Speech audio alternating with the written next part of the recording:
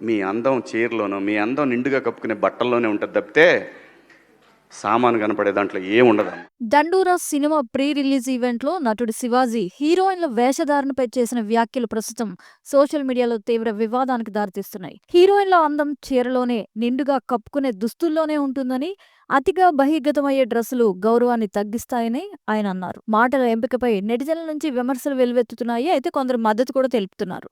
శివాజీ, బిందు మాధవి, నవదీప్ నటించిన ఈ సామాజిక అంశాల సినిమా డిసెంబర్ 25న విడుదల కానుంది. అమ్మాయిలు హీరోయిన్లు ఏ బట్టలు పెడితే వేసుకొని పోతే మనమే దరిద్రం అనుభవించాల్సి వస్తమ్మా.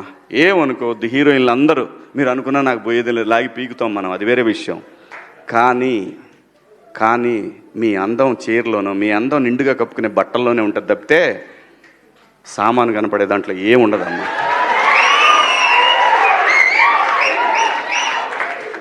అవి వేసుకున్నంత మాత్రాన చాలామంది చూసినప్పుడు నవ్వుతూ అంటారు, కానీ ఎలాంటి బట్టలు ఎందుకు వేసుకుని కాస్త మంచి వేసుకోవచ్చుగా, బాగుంటావు కదా అనాలనిపిస్తుంది లోపల. అనలేము.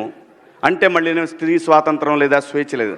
స్త్రీ అంటే ప్రకృతి, ఎంత అందంగా ఉంటే అంత గౌరవం పెరిగిద్ది.